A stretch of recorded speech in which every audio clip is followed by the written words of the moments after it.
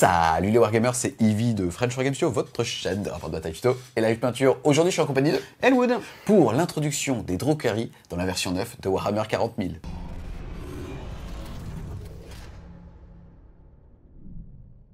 Les Drukhari, qui font partie de la race des Aeldari, les elfes de notre univers préféré, sont apparus jouables dans la V3 de Warhammer 40 000 en 1998. Ensuite, ils ont eu un deuxième codex, mais il a fallu attendre pour ça 12 ans, en 2010, en version 5. Ensuite, troisième édition en 2014 pour la V7 de Warhammer. Et enfin, ils ont eu un excellent positionnement à partir de mars 2018 avec leur dernier codex, celui qu'on joue actuellement. On est ici sur une des factions les plus assumées au niveau de leur style de la part de Game Workshop, avec à l'intérieur l'équivalent de 3 mini-codex, de 3 familles différentes, avec les Kabbalites, les Witch et les Cultes. Toi, qu'est-ce qui t'a plu dans cette armée et qu'est-ce qui fait qu'à un moment tu les as joués? Déjà, niveau affectif, j'ai commencé avec mon cousin, j'avais avoir 12 ans, il avait des Eldar noirs. Donc ça ressemblait déjà pas grand-chose à l'époque, mais ça avait un style particulier. Ça avait déjà des strings et des fouets. C'est ça, donc quand t'as 12 ans... Et ensuite, en V8, initialement joueur d'Esgard, j'ai cherché une armée un peu plus compétitive. Et du coup, j'ai jeté mon dévolu sur les Drukhari. En effet, ce qui est super cool avec ce codex, avec les 3 mini-codex intégrés, c'est qu'on peut à la fois jouer fun et aller chercher ce qui nous plaît vraiment en termes de modélisme, etc. Ou alors au contraire d'aller chercher le meilleur des 3 sous-factions pour faire une armée complète. J'en ai parlé au début de cette vidéo, on est donc sur un codex qui date de mars 2018, il est relativement récent et en tout cas bien étoffé pour répondre à différents styles de jeu, et aussi d'un PA, d'un Psychico-Ethnie, qui faisait partie de la campagne de fin de V8 à V9, qui pour le coup là, le premier tome à être sorti, puisqu'il concernait l'ensemble des Aeldari, sauf les Arlequins, dans lesquels on avait les Eldar et les Drukhari. Toi, qu'est-ce que tu peux nous dire déjà sur le codex, V8 ou V9, mais surtout en fait, qu'est-ce qui sort en termes de style de jeu de ce bouquin-là? Du coup, on a les Kabbales qui sont plus axés pour le tir. Ensuite, on va voir les Cult Witch qui, elles, sont vraiment axées corps à corps. Et enfin, on a les coteries qui, elles, sont un petit mix corps à corps et surtout prise de table. Et ces 3 armées ont 3 dénominateurs communs, que sont la puissance née par la souffrance. C'est leur règle propre à cette armée, quel que soit le type de détachement, ainsi de suite. À partir du moment où on va les jouer, on va débloquer cette règle. C'est la seule armée dans notre univers qui permet justement d'avoir une jouabilité progressive au sein de la game, puisque au premier round, vous allez débloquer pour les unités qui ne sont pas véhicules un insensible à la douleur à 6, le fait de, à chaque fois qu'on perd un point de vie, jeter un dé et sur un 6, l'annuler. Le deuxième tour, on va hériter des règles précédentes et aussi et surtout de pouvoir relancer les jets d'advance et de charge. Troisième tour, en plus de ces 2 règles, on va avoir +1 pour toucher au corps à corps. Quatrième tour, être immunisé à la braverie, et pour le coup, surtout en V9, ça peut être assez fort si on décide de jouer des gros pas. Quatrième tour, d'être immunisé au moral, et cinquième tour, d'avoir un malus au moral à 6 pouces de nos unités. Et ce qui ressort de ça, outre le fait que c'est très fort, c'est que ça en fait un style de jeu unique, progressif au sein de la table, un petit peu comme les idonettes à Age of Sigmar. Ils ont ensuite accès à l'arme iconique pour les Eldar noirs, qui est l'arme empoisonnée, qui, indépendamment de la valeur d'endurance adverse, blessera toujours sur le même score, ce qui peut être un avantage contre les hautes endues et un petit malus contre les petites endues. Mais ça a l'avantage d'être fiable et de savoir ce à quoi on s'attend contre l'armée adverse. Et enfin, comme toutes les armées Eldar, c'est une armée qui est ultra mobile. Donc c'est très agréable d'aller pouvoir se balader sur la table pour aller prendre les objectifs, pour réaliser les objectifs secondaires. C'est fantastique. Surtout pour un Death Guard. C'est ça. Tu parles de grande mobilité et ça en fait un point qui est que l'armée est super agréable à jouer. Puisque mobilité veut dire pas de frustration sur le fait de pouvoir traverser la table, comme tu l'as dit, et ça c'est super cool. Maintenant, est-ce que ça veut pas aussi dire que comme tous les Aeldari, c'est des mecs en collant en endurance 3 et c'est très fragile? C'est ça, ouais. Endurance 3, sauvegarde à 5, pas d'invulnérable pour la plupart des figurines, c'est compliqué. Cependant, ils ont les coteries. Et alors là, ça change tout parce qu'ils ont tous une invulnérable de base et qui peuvent même être améliorée en fonction de l'obsession qu'on choisit. Et la dernière contrepartie à cette puissance, c'est le fait qu'il n'y ait pas de magie du tout dans ce codex. Yes, alors certes, on peut aller en chercher en allié avec les Eldar, le fait est que ça va pas synergiser parce que les mots-clés ne se partagent pas. Après, au pire, on n'en a pas parlé au début de cette vidéo, ils font aussi partie des Inari. Maintenant, là aujourd'hui, on va se focaliser vraiment sur les Drukhari. Après, il y a une relique qui me permet de dissiper. Et enfin, pour clôturer sur le codex, avant de rentrer un petit peu dans le PA, pour s'attaquer à l'arsenal de cette armée, tu as parlé de l'empoisonné 4+, qui est vrai, fait partie vraiment de l'ADN des Drukhari historiquement, mais c'est aussi beaucoup d'armes anti-élite ou alors anti-char avec les lances et tout ce qui s'ensuit. Qu'est-ce que tu peux nous dire sur cet arsenal? En effet, c'est l'avantage des Drukhari, c'est qu'on peut vraiment les spécialiser pour une mission. On peut vraiment faire une petite escouade anti-élite, une escouade anti-char, et elle va être spécialisée rien que pour ça. Additionner ça à la mobilité, on peut faire mal où on veut, quand on veut, sur la table, ça c'est le must pour moi dans 40 000. Et qu'est-ce que tu peux nous dire donc sur l'add-on de l'éveil psychique Est-ce que, comme certaines armées, ça a complètement changé leur visage? Est-ce que c'était nécessaire? Et enfin, est-ce que ça a été décevant? Nécessaire, l'armée a toujours été au top. Donc c'est vrai qu'on s'attendait vraiment à avoir des règles en plus. Maintenant, on n'a rien eu. Et c'est vrai que ce psychique n'apporte aucune relique, aucun trait de seigneur de guerre, aucun stratagème supplémentaire. Pour une armée qui n'a pas de magie, on aimerait bien avoir des cartouches en plus dans sa manche, mais là, on n'a rien gagné. On gagne juste le fait de créer des obsessions de maison. Le seul problème, une fois de plus, c'est que tout est moins fort que ceux dans le codex. Il y a une exception, avec moi, une petite combo que j'aime bien chez les coteries, qui nous permet donc avec Dark Technomancer de pouvoir faire surchauffer ses armes de tir. En contrepartie, le fait de faire des 1 pour blesser par arme fera qu'on prendra une blessure mortelle. Alors certes, on pourra l'annuler sur du 6 avec la puissance vient pour la souffrance, mais à côté de ça, c'est assez frustrant, surtout qu'en fait, l'armée n'a pas de relance de blessure. Il n'y a pas vraiment de mécanisme similaire au Space Marine avec une bulle de relance pour toucher. Là, en l'occurrence, c'est l'Archonte, mais pour blesser, il n'y a quasiment rien dans l'armée. Tout à fait. Est-ce que tu as un exemple, justement, de l'utilisation de cette nouvelle coterie?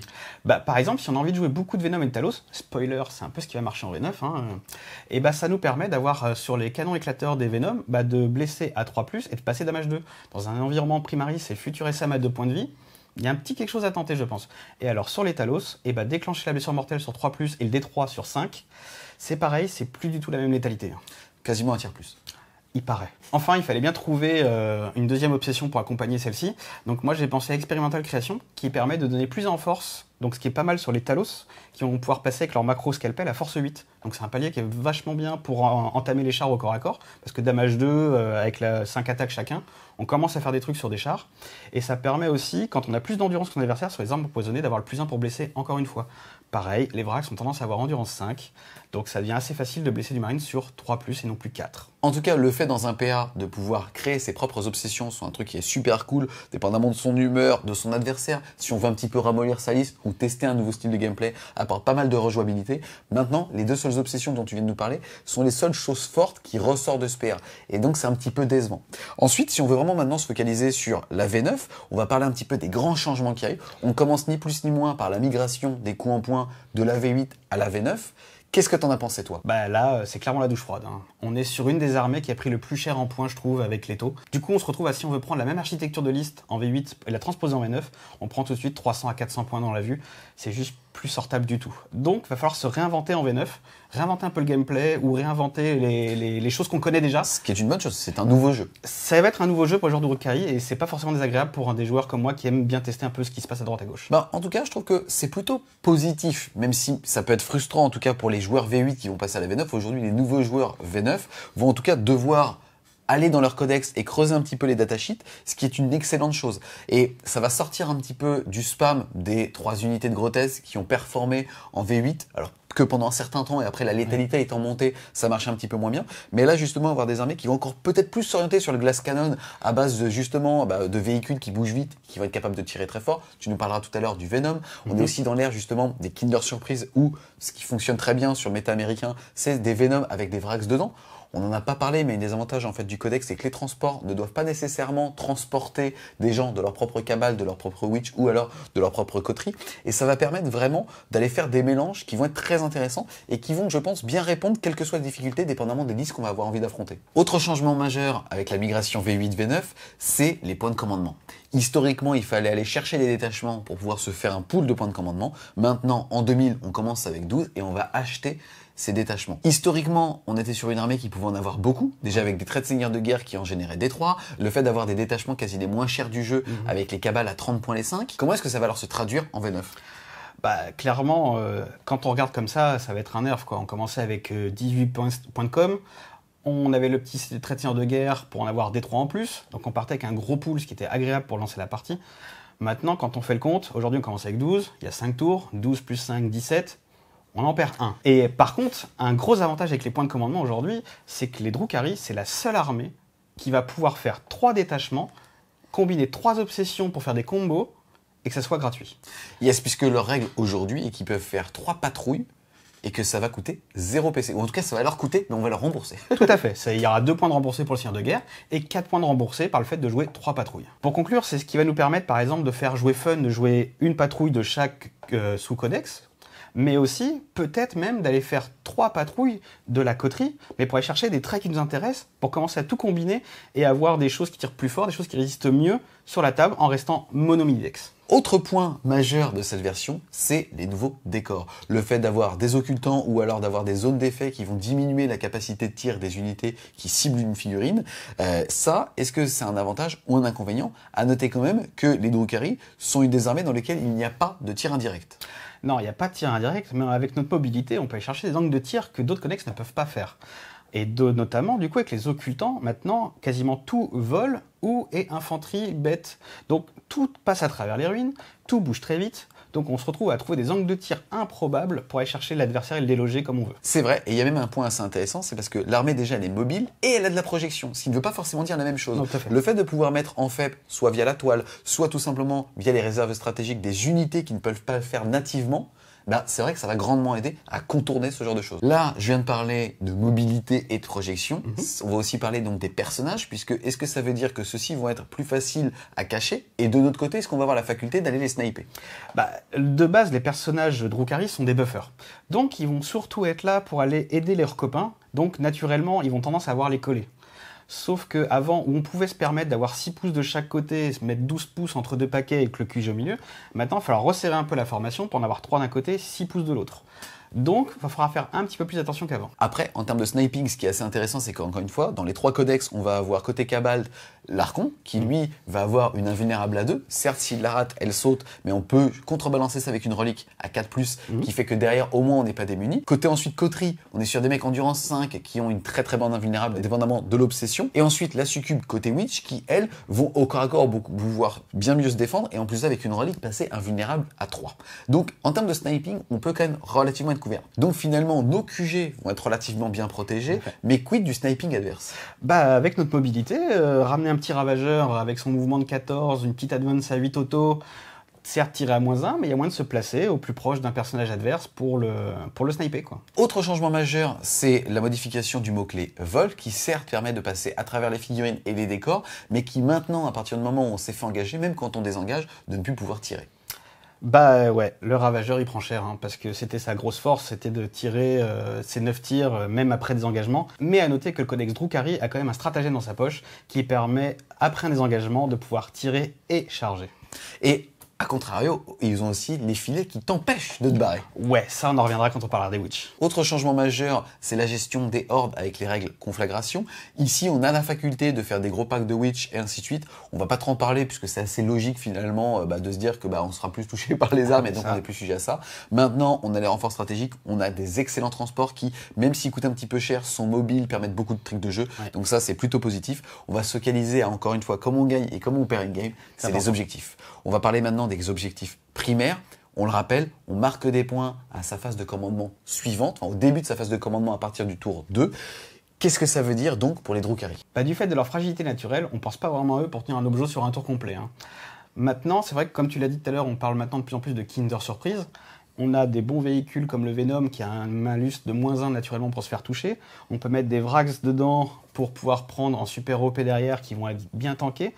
Donc on a quand même des armes pour essayer de marquer au primaire, même si c'est pas le côté qu'on ressortira en premier des Drukhari pour ça. Yes, complètement. Tu parles du Venom qui a -1 pour être touché. On a aussi le stratagème réflexe éclair qui permet d'avoir -1 pour être touché avec infanterie, moto et maintenant véhicule. Donc pour le coup, c'est vrai qu'on va avoir moyen justement soit via des Kinder Surprise ou alors tout simplement avec les coteries qui vont très bien tanker, de défendre un objectif pendant un tour complet. Ensuite, on va maintenant parler des objectifs secondaires, même si encore une fois, on va se couvrir ces adversaires dépendants. Il y a des armées qui vont quasiment à chaque fois prendre les mêmes, ou en tout cas en prendre au moins un. Ça peut être combattant tant que nous le tombons quand on est très tanky, on en avait parlé pour la Death Guard. Là, en l'occurrence, on est sur une armée très glass cannon, très mobile, mais qui peut asmater un point de la table. Ouais. Sur quoi tu as envie d'orienter les secondaires? Pour rebondir justement sur l'armée glass cannon, en fonction de la liste adverse, il y a déjà abattez-le ou assassinat. En fonction de la liste adverse, on peut tout de suite voir s'il y a plus de persos, plus de véhicules. On a ce qu'il faut pour les descendre, donc on pourra prendre là-dessus. Deuxième truc un peu obvious, c'est la prise de table. Donc soit l'écart de table, soit le briseur de ligne. Pareil, indépendamment de la liste adverse, comment se retrouve la table, les décors placés, si on peut vraiment se cacher 2 unités dans un coin, franchement, briseur de ligne, ça se fait super bien. Un petit dernier que j'aime bien, c'est déployer les brouilleurs. Il faut pour cela réaliser une action dans sa zone de déploiement, une action à plus de 6 pouces des zones de déploiement, les deux, donc en gros bien au milieu, et une dernière action dans la zone de déploiement adverse. Ça peut paraître compliqué, mais avec la mobilité, les Kinder Surprise, à un moment, on n'est pas à l'abri qu'il y ait une petite escouade de cabalites qui débarque chez l'adversaire, qui n'a rien d'autre à faire que de faire une action, ou alors avec le stratagème qu'on en reparlera pour les Vrax, qui permet de retirer la table, de revenir plein effectif et de FP par un bord de table, même celui adverse. Voilà, on peut se retrouver dans la zone adverse et du coup, pareil, avoir l'occasion de faire une action dans la zone adverse. Et quand on a fait ces 3 actions-là, on marque 10 points. Donc je pense que c'est sortable. Après, est-ce que c'est très fort? Je ne sais pas. Et toujours à moduler avec l'objectif du scénario qui peut être plus intéressant. Yes, en tout cas, là, c'est vrai que tu parles d'un objectif qu'on ose rarement prendre, Tout à fait. puisque c'est 10 points cash, mais il faut le réaliser, ça peut être assez complexe. Le fait est qu'on est sur des armées où le MSU ne coûte pas cher, on est sur 55 points, on va dire, de la petite troupe, et en effet, c'est pas dramatique de sacrifier leur activation par une action. On continue justement dans la revue des Drukhari, sans pour autant aller sur un codex review, on va maintenant passer justement sur ces fameux mini-codex, commencer un petit peu à voir ce qui fonctionne pas, comment orienter chacun des styles de jeu. On va commencer par les Cabalt, et tu voulais déjà un petit peu nous parler des obsessions pour les introduire. Bon, on va commencer par la Cabale qu'on voyait tout le temps en V8, c'est la Cabale du cœur noir. En effet, elle a tout pour elle. Elle a un bon stratagème, une bonne règle, une bonne relique, un bon trait de seigneur de guerre, bref, il n'y a rien à jeter dedans, donc ça, naturellement, on a tendance à aller dessus. Et en parlant de stratagème, on a surtout le Vect. Donc, qui fait que dans une game, on va pouvoir retourner une partie juste en annulant un stratagème adverse. Yes, ce stratagème a fait stop des gens à 44. Faut le savoir. C'est ça. Une deuxième cabale que moi j'aime beaucoup, c'est la cabale du crâne écorché, qui nous force à jouer embarqué. Bon, en V9, on a vu, commence à voir que c'est vraiment sympa, et qui en plus nous permet d'ignore cover. Donc pareil, on n'a pas de PA de base, donc dès qu'on va taper des choses dans des couverts, on va avoir encore un malus. Ça va être difficile de faire de la létalité là-dessus. Au moins, ça l'annule. Et en plus, tout ce qui est stratagème, trait de seigneur de guerre ou relique sont tout à fait prenables. Pour maintenant rentrer dans les différentes unités, on va avoir le buffer, le seul choix de QG, parce que vous allez le voir, il n'y en a pas beaucoup. Mis bout à bout au sein des codex, c'est cool, il y en a plein, mais au sein vraiment de chacun, à chaque fois, il y a un choix et un personnage nommé. On l'a même pas d'ailleurs en archonte, mais en tout cas, c'est le personnage qui va avoir une faculté de tanking assez intéressante, parce que il a endurance 3 comme tous les collants, mais à côté de ça, il a une invulnérable à 2+. Pas relançable, mais quand même, c'est moteur de frustration, et surtout, c'est lui qui octroie à sa cabale une relance de 1 au jet de touche. C'est lui qui va avoir la casquette de buffer, soit avec une relance de 1 pour ses potes de cabale, ou encore, si jamais il est cabale du cœur noir avec sa petite relique, de aussi avoir la casquette du lieutenant. C'est la seule bulle de relance qu'on va avoir pour les blessures. En choix de troupe, pareil, qu'un seul choix pour les cavalites. Ils ont pris 15 points dans la vue, donc c'est vrai qu'ils vont coûter un peu plus cher. On pourrait imaginer, ils peuvent jouer jusqu'à 20 avec 4 armes spé, 2 armes lourdes. On atteint pas loin les 300 points quand on fait comme ça. Pour des mecs en endurance 3, une 5+, et pas d'un vu, ça commence à être compliqué à sortir. Maintenant, par 5, dans un Venom ou pas, pour prendre l'objet chez soi, pour réaliser des actions, parce que c'est pas leur petit tir d'empoisonné qui, dans son camp, va faire grand-chose, ça peut être très bien aussi. Ne pas hésiter par moment à les équiper d'un petit dislocker ou d'un lacérateur, histoire de les spécialiser un petit peu en anti-char ou en anti-infanterie. Ensuite, moi, je vais vous parler d'un choix de soutien qui est le Ravageur. C'est l'équivalent du Prédateur version Eldar, ouais. Puisqu'il a 3 armes lourdes. On peut aussi bien le faire en anti-élite avec justement 3 x 3 tirs, soit 9 tirs de force 5, PA-3, dégâts flat 2 à 36 pouces. On rappelle qu'il bouge de 14.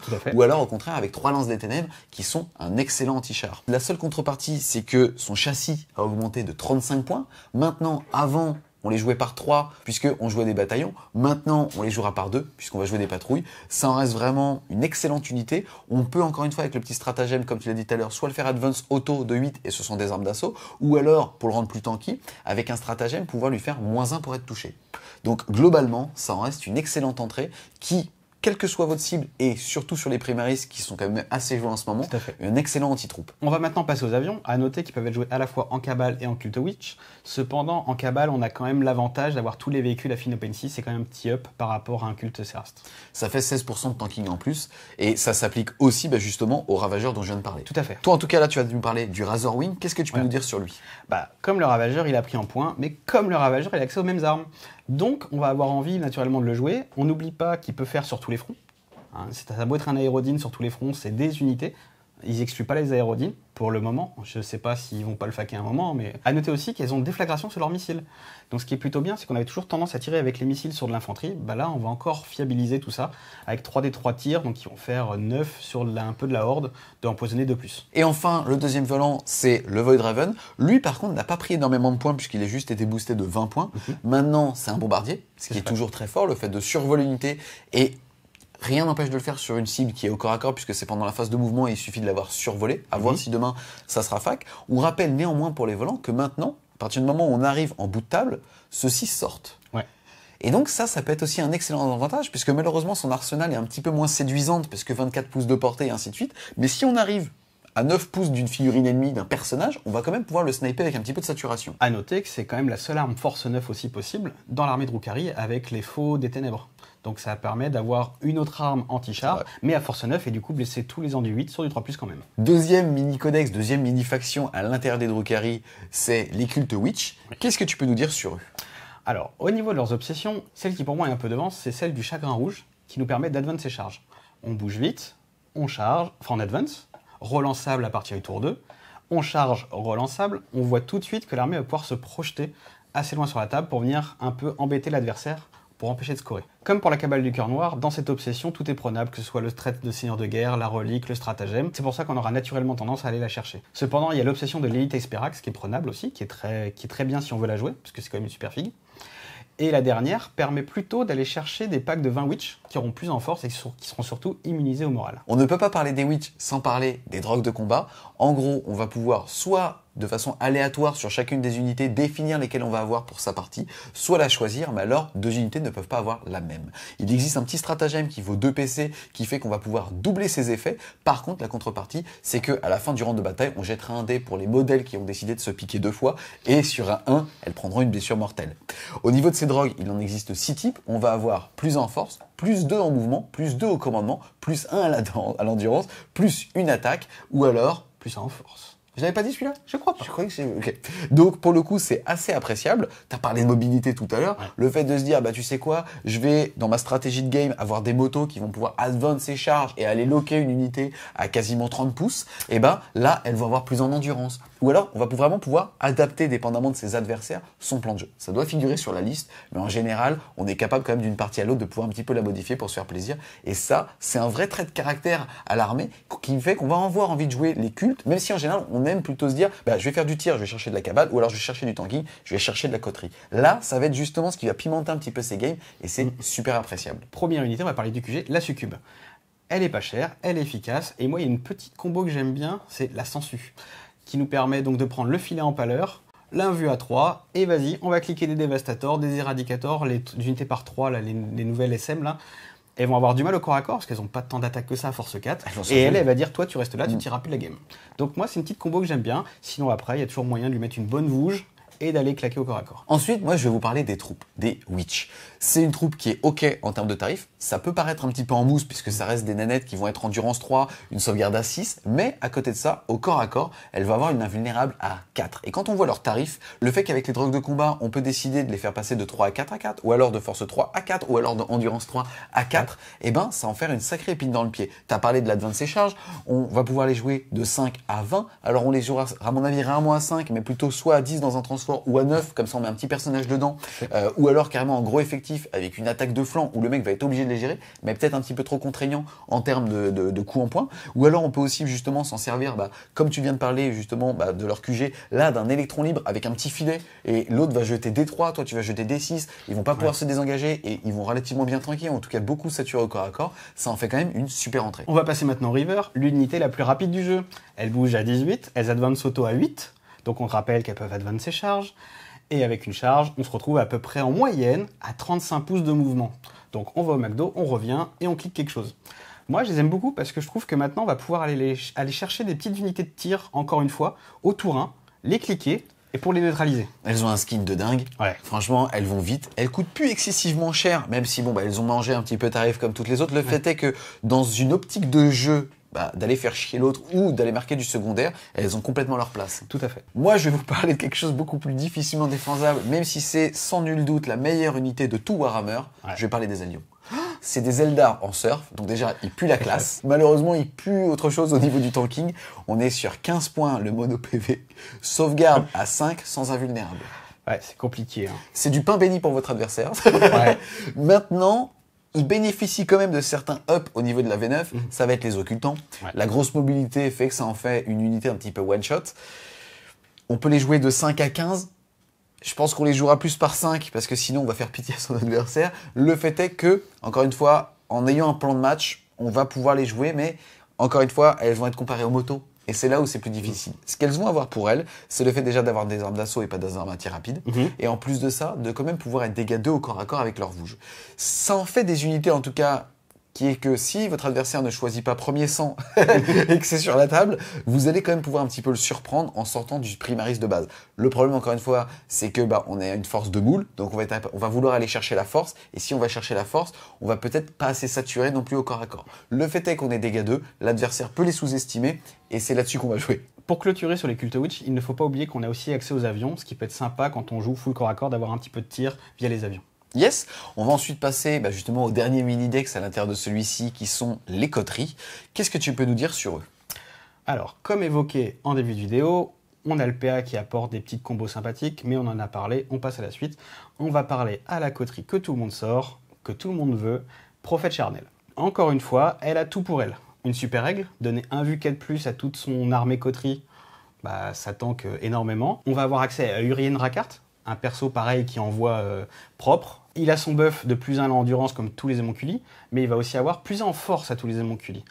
Avec des grotesques, avec des talos, pareil, on va passer des paliers, c'est super intéressant.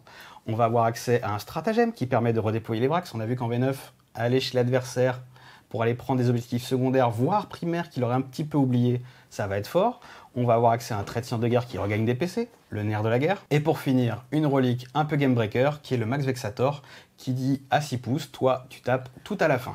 Et en V9, c'est très très très fort. Aussi bien en bulle défensive qu'en bulle offensive, si jamais on commence à gluer, et c'est aussi justement ce que sait faire l'armée, on n'oublie pas qu'à notre tour, si on n'a pas chargé, c'est l'adversaire qui active sa première unité. Et le simple fait de pouvoir lui deny, on va dire, cette menace, c'est déjà un gros plus. Pour parler des QG, on a déjà parlé de Urien.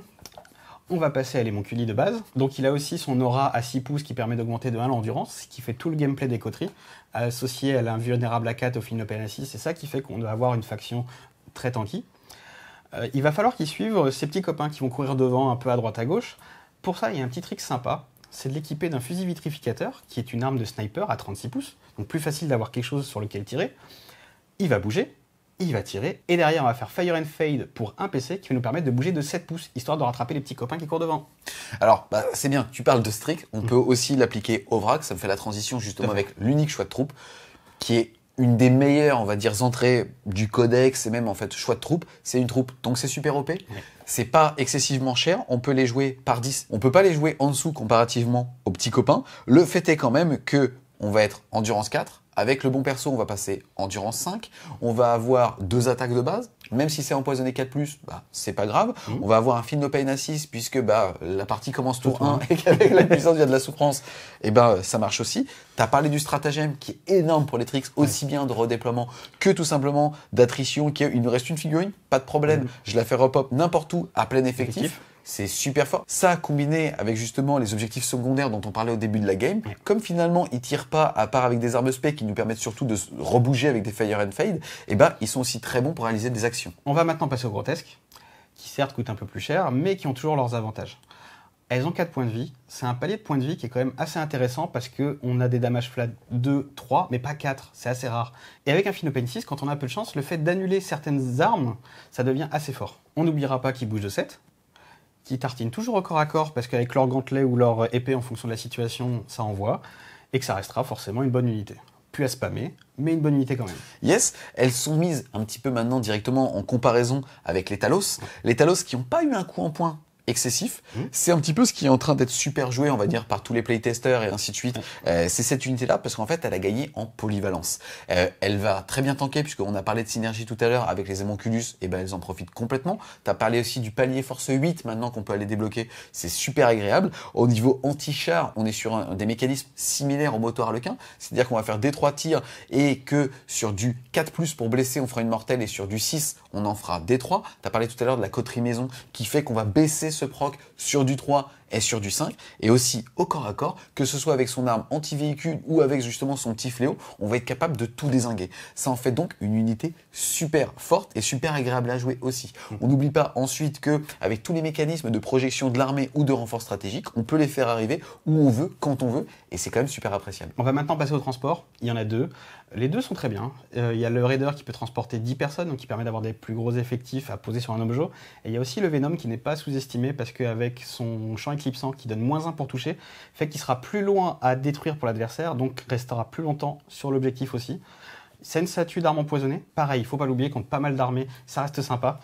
Donc après, c'est vraiment un choix d'armée, si on en veut 10, si on en veut 5, c'est toujours bon à prendre. Yes, on va avoir le Venom, comme tu l'as dit, il peut faire 12 tirs de saturation empoisonnée. On a à côté de ça le Raider qui soit va faire 3 tirs de force 5 par -3, 2. Les gens n'ont pas forcément envie, une fois qu'en fait, justement, le Kinder Surprise s'est déversé ou a fait autre chose, de tirer dessus. Mais quand on est capable de sortir 3 Primaris par tour, le mec va être obligé de le focus. Ou alors un tir anti-char, mais on va aller chercher autre chose pour ça. Pour parler ensuite des unités génériques qui ne sont pas affiliées à des coteries ou des cabales, etc., on a les Mandrake. Moi, je les aime beaucoup parce que ça reste une unité qui fait naturellement, donc qui va économiser nos PC. Ça va être une épine dans le pied pour l'adversaire parce qu'elles ont nativement -1 pour être touchées, 1 vue à 5 et Feel No Pain 6. L'adversaire va devoir mettre des ressources quand même pour les gérer. Et ça reste une saturation de force 4 PA -1 qu'on n'a pas du tout dans l'armée en fait. Contre certaines armées, ça va être agréable de pouvoir annuler cette petite PA de 1. Yes, moi je les aime bien parce qu'ils brillent dans le noir. Ouais. Pour clôturer aussi sur une unité qui n'est pas rattachée, on va dire, à un sous-codex, c'est les Scourges, c'est les dévastateurs du codex, c'est-à-dire que c'est l'escouade de 5 avec 4 armes spé. Ils ont comme intérêt de bien bouger, de pouvoir être mis directement en FEP grâce à leurs ailes. Et au niveau justement de leur équipement, c'est encore plus orientable finalement que des dévastateurs. On va avoir de la saturation de force 6 avec les lacérateurs qui sont déflagrations. Ça veut dire que potentiellement on en joue 4, on va mettre 24 tirs dans un gros pâté de force 6, PA-1, dégâts 1. Relance des blesses. Relance des blesses puisque lacération, ça vient de là. On va avoir ensuite le fait de pouvoir avoir des armes à disruption si on veut péter du véhicule, ou alors tout simplement l'équivalent de lance de ténèbres directement dessus. Donc ça coûte un petit peu cher, mais c'est très spécialisé et on a toujours l'intérêt d'avoir l'initiative du tir, puisqu'ils sont en renfort. On a fait le tour d'une relecture rapide du codex et du PA. Maintenant, un nouveau joueur, donc vraiment conseil aux débutants qui a jeté son dévolu sur l'armée, outre le choix esthétique, qu'est-ce que tu dirais ? Ce qui est très intéressant, c'est qu'il y a plusieurs niveaux de lecture dans ce codex. On peut très bien avoir quelque chose de très compétitif en se basant sur les coteries, parce que c'est vraiment ça qui va performer, je pense, en V9. Cependant, ça a l'avantage, c'est que comme on joue des patrouilles, on peut commencer par une patrouille juste de cabale pour commencer à voir comment ça se passe, et au fur et à mesure, agrémenter de nouvelles mécaniques dans l'armée.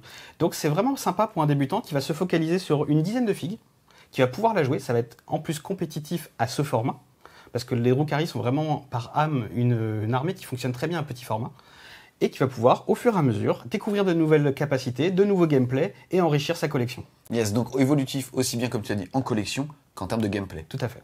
Ensuite, à ton avis, qu'est-ce qui marche en V9 quand on observe soit nos playtests, ou soit justement le méta américain, qui nous inspire beaucoup, puisqu'ils ont fait beaucoup plus de tests en amont en termes de bêta. Qu'est-ce qui aujourd'hui ressort ? Comme tu l'as dit, ce qui va marcher aux États-Unis, c'est le spam de Venom, avec des Vrax à bord, et des Talos derrière qui vont asphalter. Maintenant, on a un codex qui est riche, on a la possibilité de jouer 3 patrouilles et de mixer les obsessions, donc il va falloir tester. Yes, tu l'as dit aussi au début de la vidéo, l'intérêt de cette latitude au sein des détachements, c'est qu'on va pouvoir faire un de chaque type, ou au contraire du spam avec des obsessions de coterie différentes, basées sur le tanking ou alors sur la surchauffe d'armes, pour stabiliser, on va dire, justement, soit l'anti-char, soit l'anti-masse. Et en tout cas, je trouve ça très galvanisant. On est sur un codex qui a eu 2 lectures avec cette V9, il y en aura encore certainement d'autres d'après, mais on s'est fait refroidir par le fait que ça a pas mal augmenté en coût en points, mais on se retrouve avec une armée qui fonctionne encore sur table. Donc c'est super intéressant. En tout cas, un grand merci à toi justement d'être venu et d'avoir bossé un petit peu ce codex et d'avoir observé à travers le monde ce qui marchait et ce qui marchait pas. C'est une première lecture, en tout cas, c'est avec quelques mois de recul par rapport à cette nouvelle version. On espère clairement que vous avez aimé la vidéo. Si c'est le cas, n'hésitez pas à mettre un gros pouce bleu dessus, à la commenter, à la partager. Si vous voulez continuer de supporter French Wargame Studio, n'hésitez pas à aller faire un tour sur son Tipeee. Le lien sera en description. Et nous, on vous dit à plus les Wargamers.